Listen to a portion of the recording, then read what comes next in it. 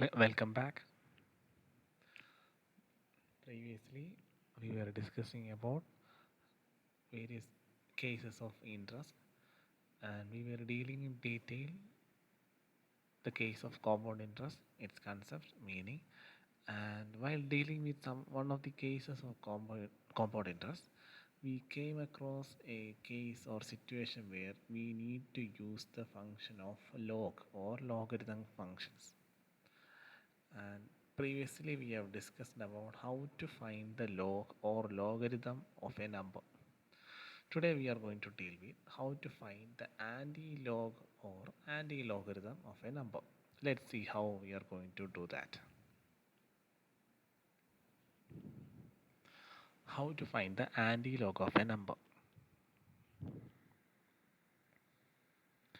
For example, let's take the log of the number 0.03055, and we all know anything that comes after the decimal is known as Mandisa part, and anything that comes before the decimal is a characteristic part, which we have discussed earlier.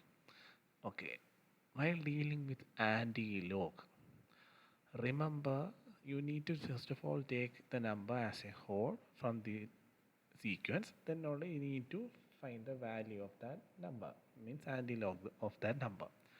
Whenever you are going to find the anti-log of a number, remember, take only the part that is in the right side of the decimal.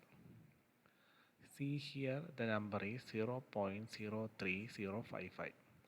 For finding out the anti-log of that specific number, for the time being, for the computation purpose, you need to take only this part, right side of the decimal. Here the right side of the decimal it is 03055. See, step 1 is you need to find whatever that comes after the decimal, that is 03055. Take anything that comes to the right side of the decimal. Even if it is a one number, fine, you need to take or extract anything that comes to the right of the decimal. From that point only you need to follow some steps. For finding out anti-log as well as log, there are steps we have discussed in detail how to find the log. All the steps is almost similar, but some point there is some differences regarding computation of anti-log as well as log. In anti-log, remember the first step is take anything that comes after decimal, or anything or any number that comes to the right side of the decimal. Here the decimal is this one. Next one.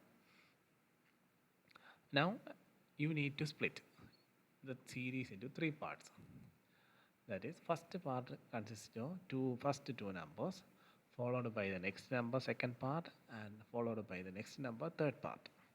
See, here the number was 03055. It is splitted into three parts. First two numbers, first part, then second number, third number, second part, and fourth number is 5. You need to take only the first four digits, or you need to split into first three parts, and any number that comes after the three parts, or any number that comes after four digits, we doesn't have to bother about that part, because we need to find only the value, anti-log of a number or value, which is computed mainly on the basis of first four digits. See, first four digits 0305. Here first and two numbers is the first part, followed by the next number second part, next number third part. Here after 5 there is again one number that is 5. We didn't took that number. Okay, hope you are following it. Now, why we did like that? Remember, on the basis of first two, that is 0, 3 and 0. Here the first part is 0, 3. That means you need to go for the 0, 3 number row and next 0th column. See, we will show you how we are going to do. This is how a typical anti-log table looks like. Here the first part is 0, 3, followed by 0, second part, then after that fifth number. On the base of first two parts, you need to find the value. Here the first part is 0, 3. Go for the first column where there will be 0, 3. I hope you understand this part and this part. It is almost similar to log table. Here go for the 0, 3. In that row, select the 0th column. If you're having a logbook, just go through it. I hope you know why we went for the 0th column, because here after 0, 3, next number is 0. That's why we went for 0th column. Here after this first column, there are number of columns starting from 0, 1, 2, 3, 4, 5, 6, 7, 8. Out of which we went for 0th column means, because here after 0, 3, 0, 3, the next number is 0. That's why we went for 0th column. The point where the 0th and 0.3 meet is 1072. So that is step number 2. I hope you are following it. Next one. Step 3. Here first two parts is over, that is 0, 3 and 0. The point where 0, 3 and 0 meets, that value is 1.1072. This is not the final answer. Next we have one more part. The last part is 5. This 5 means you need to check the mean difference, the fifth column in the mean difference. So check the mean difference value of the row. For row means this one. For third row, you need to go and check the fifth column in the mean difference. So the value where the 0, 3 and 5 meet, that value is 1. So now we have found that on the base of 3 parts, 0, 3 and point where 0, 3 and 0 meets is 1072. After that, the next part is 5. That is, we need to check the mean difference column where fifth column is. So go and check where the point where 0, 3 and 5 meets, that is 1. So now we have 102 and 1. Next step, you need to take the sum of those two values. That is, in step 2 we found that value 1072, and in step 3 you got 1. The sum of those two you will get 1073. Now you got the Antilog value of the number 0.03055, but that is not the correct answer, because we took the specific part that comes after decimal. So you need to consider that decimal by putting the necessary decimal arrangement in this value 1073. That is the most trickiest part. You got the answer, but you need to correctly position the decimal. Next one.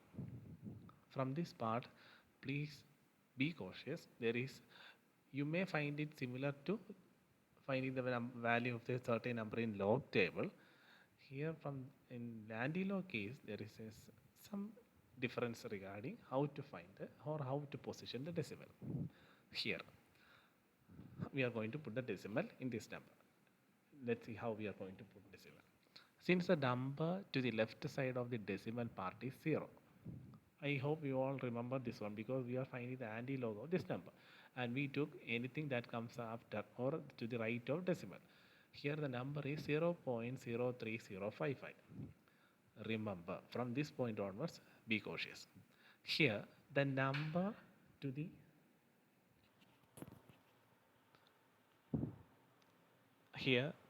number that comes to the left of the decimal is 0. See, so in the next step, whatever number that comes to the left of this decimal, we are going to take that specific number to this special equation. See, here the equation is, in case of Antilog, the equation is number to the left of the decimal. Whatever number that comes to the left of the decimal. Here the number comes to the left of the decimal is 0. So you can write 0 plus 1. Okay, 0 plus 1, you will get 1.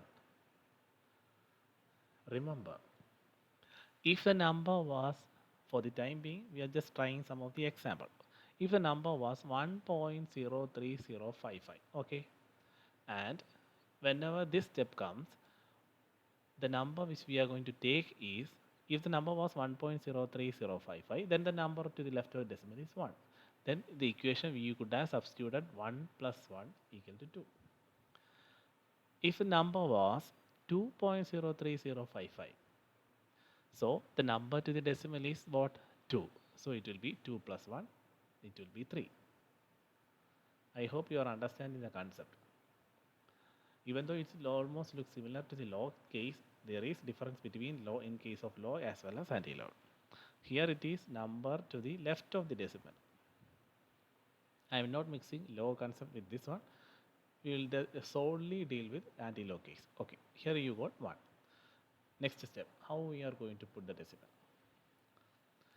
Finally, here you got 1. Okay, now we are going to put the decimal in the number. Here the number was 1073 and here you got 1. The concept is that you need to leave one position here, leave one position after the first digit. Here the digit was 1073. Here you got 1. Here the value of means calculated value is 1. So you need to leave one position after the first digit. You need to leave one position.